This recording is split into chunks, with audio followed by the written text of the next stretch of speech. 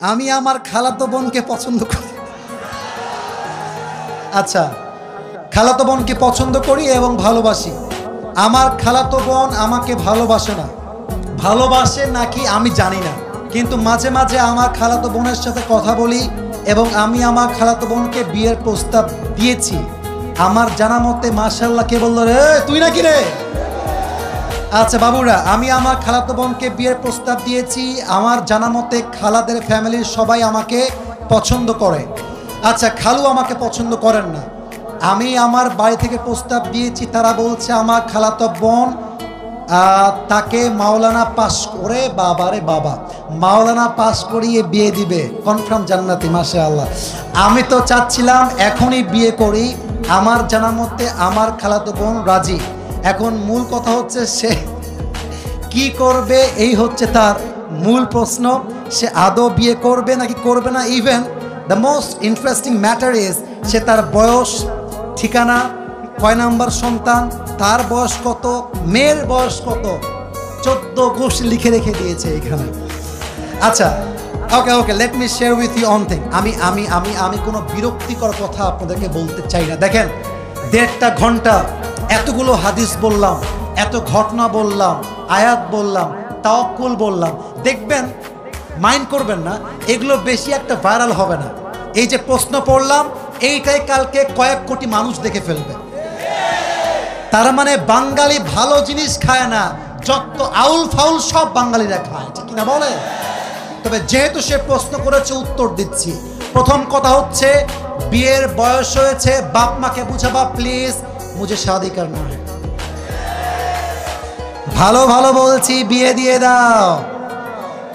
নয়তো যদি না মানো, যদি আমি দেখি আমার চরিত্র নষ্ট হচ্ছে দিন দিন, আমি সবাইকে বলবো বিয়ের জন্য যদি বাপ মা রাজি না হয়, নিজে বিয়ে করবা, পরে গিয়ে বাপ মাকে বলবা বিয়ে করে ফেলেছি, যা করতে চাও করো, আই ডোন্ট কেয়ার। এখন অনেক মুরব্বী আমার উপরে হয়তো অভিযোগ তুলবে, হুজুর আপনি যুবকদেরকে খারাপ দিকে মোটিভেট করছেন। মুরব্বী, একদমই নয়। আমি মনে করি জেনার চাইতে 1000 গুণ বেশি উত্তম সেই বাপ মাকে অমান্য করে বিয়ে করা, যে বাপ মা সন্তানের চরিত্র নষ্ট হচ্ছে দেখেও বিয়ে দিতে চায় না। তুমি আমার বাপ, তুমি আমার মা, তুমি দেখতেছো দিন দিন আমি মেয়েদের নেশায় আসক্ত হচ্ছি, আমি পার্কে যাচ্ছি, আমি প্রেম করতেছি, মেসেঞ্জারে, হোয়াটসঅ্যাপে, হোয়াট এভার ইট ইজ, আমি নষ্ট হচ্ছি। তুমি মা হয়ে যদি আমার দায়িত্ব নিয়ে না বোঝো, বাপ যদি আমাকে না বোঝে, কাউকে দরকার নাই, আমি নামকিনে বিয়ে করে ফেলবো যুবক ভাই। এটা বাধ্য হয়ে বললাম। কেন বললাম? আজকালকার সমাজে প্রেম করা সহজ, বিয়ে করা কঠিন হয়ে গেছে।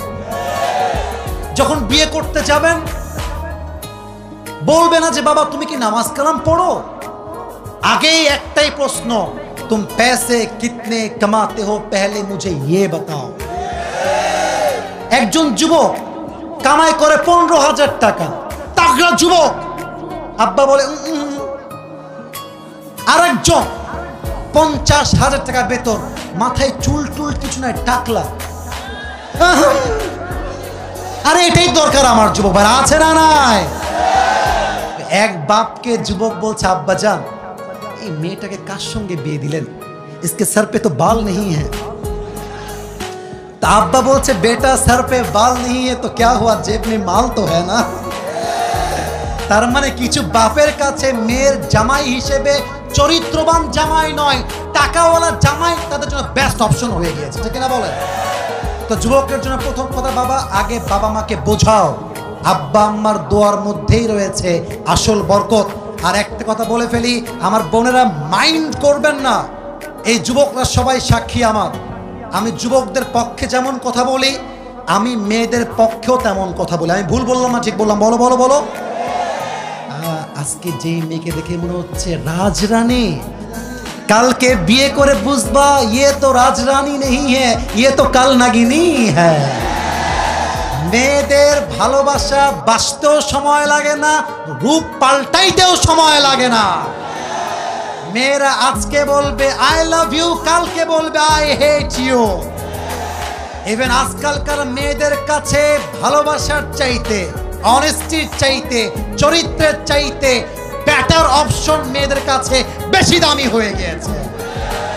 আজকে বলবে তোমাকে ছাড়া বাঁচবো না, কালকে আরেকজনকে দেখে wow this person is the better person than the first one, আরে এ তো আরো দেখতে সুন্দর, আরে এর তো টাকা আরো বেশি। প্রথম জনকে বলবে জান আমার না বাড়িতে কেউ মানছে না গো। এটার নাম হচ্ছে উপরে সদর ঘা, উপরে ফিটফাট ভেতরে সদর ঘা। অতএব বাবু যাকে বিয়ে করছো একটু ভেবে চিন্তে করো। আজকালকার মেয়েরা বোরকা পরলে কিন্তু দিনদার হয়ে যায় না। যত পার্কে মেয়েরা প্রেম করে বেড়ায় তার 80% মেয়েরা বোরকাওয়ালিরাই প্রেম করে বেড়ায়। 3 নাম্বার কথা বলে শেষ করতে চাই, যেই মেয়ে তোমাকে রাগ করেছেন আপনারা, আচ্ছা আমি কি বানায় ভুল কোন কথা বলেছি প্রিয় ভাইরা? আচ্ছা আমার দিকে একটু তাকায় বলবেন এটা আমার মুখে কি ডানে আওয়াজ বামে আওয়াজ নেই, এটার নাম কি? দাড়িতে আমাকে অসুন্দর লাগতেছে, আনস্মার্ট লাগতেছে, খ্যাত লাগতেছে। অনেক মেয়ে বলে দাড়িওয়ালা নাকি খ্যাত। আমি একটা কথা বলেই ফেলছি, যাদের দাড়িওয়ালা পছন্দ না এই সমস্ত মেয়েদের জন্য বিটিএস এর হিজড়া ছাড়া পারফেক্ট অপশন আমার কাছে না। আরে যেই মেয়ে আমাকে দাড়ির জন্য বিয়ে করতে চাইবে না, সোজা কথা বুকের কাপড় নিয়ে বলবো সে আমার বাড়ির বউ হোক, যোগ্যতাই তো রাখে না রাজবাড়ির। যে আমাকে নবীর সুন্নাহ দেখে বিয়ে করবে, welcome in my life, I will be with you forever, I will be there for you no matter what. তুমি আমাকে নবীর জন্য ভালোবাসবা, আল্লাহর জন্য ভালোবাসবা, অ্যাকসেপ্টেড। তুমি আমাকে টাকার জন্য ভালোবাসবা, তোমার মতো মেয়েকে আমি 2 পয়সা পরোয়া করি না যুবক।